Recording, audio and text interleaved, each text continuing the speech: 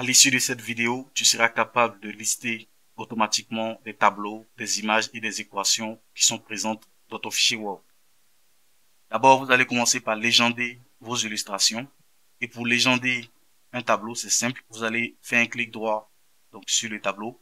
Ensuite, vous allez ici cliquer sur insérer une légende. Et ici, vous pouvez constater que c'est marqué tableau 2 parce que j'ai déjà ajouté une légende à un premier tableau.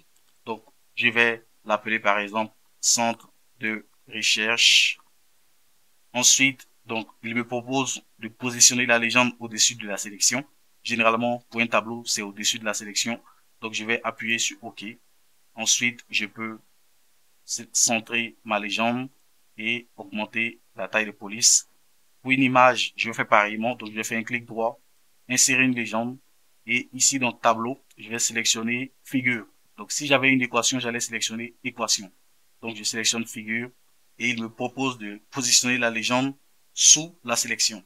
Donc, je vais renommer ma figure. Donc, je vais l'appeler, par exemple, imprimante 3D.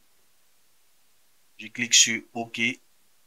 Maintenant, je vais me rendre en dessous de la table des matières parce que généralement, lorsque vous effectuez un travail de recherche ou un rapport, on vous demandera de le positionner en dessous de la table des matières. Maintenant, vous allez vous rendre dans l'onglet référence. Vous allez cliquer sur insérer une table des illustrations. Dans cette table des illustrations, vous allez sélectionner le format officiel. Ensuite, ici, donc dans la légende, c'est figure. Donc, je vais cliquer sur OK. Et là, j'ai automatiquement la liste de toutes les figures. Je vais ensuite cliquer encore sur insérer une table des illustrations. Je vais sélectionner dans la liste déroulante légende, je vais sélectionner tableau. Je clique sur OK. Et là, j'ai mes tableaux. Et si j'avais également des équations, j'allais faire pareillement. Maintenant, je vais juste ici insérer un texte que je vais appeler table des illustrations. Et maintenant, si j'ajoute une nouvelle figure, je vais juste cliquer sur la table des matières et je vais me rendre sur mettre à jour la table des matières. Et là, je pourrais mettre à jour soit les numéros de page uniquement ou je pourrais mettre à jour toute la table.